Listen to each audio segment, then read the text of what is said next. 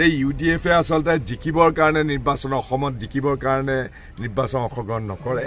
কেনেবাকৈ সৰকি পেলাই এজন কৰবাত MLA হ'ব পাৰে বা এজন তেওঁলোকৰ সাংসদ দিল্লীত থাকিও পাৰে না তেওঁলোকে সেই সাংসদ এজন হৈ বা দুজন বা তিনজন MLA হৈ পেলাই অসমত না তেওঁলোকে কেতিয়াবা চৰকাৰ গঠন কৰিব পাৰিব না তেওঁলোকে চৰকাৰৰ অংশীদাৰিত্ব পাব তেওঁলোকে একমাত্ৰ নিৰ্বাচনত অংশগ্ৰহণ কৰে বিজেপি দলৰ শ্ৰুতলিপি মতে আৰু অসমৰ বৰ্তমান সময়ৰ যিগৰাকী মুখ্যমন্ত্ৰী আছে মুখ্যমন্ত্ৰীগৰাকী নিজেই আপোনালোকৰ মিডিয়াত স্পষ্টভাৱে কৈছে যে তেওঁৰ কথা মতেই UDF দলে উঠা বহা কৰে গতিকে সেই UDF দলে প্ৰাৰ্থী থিয় কৰাইছে নিৰ্বাচনত নিজে জয়ী হ'বৰ কাৰণে নহয়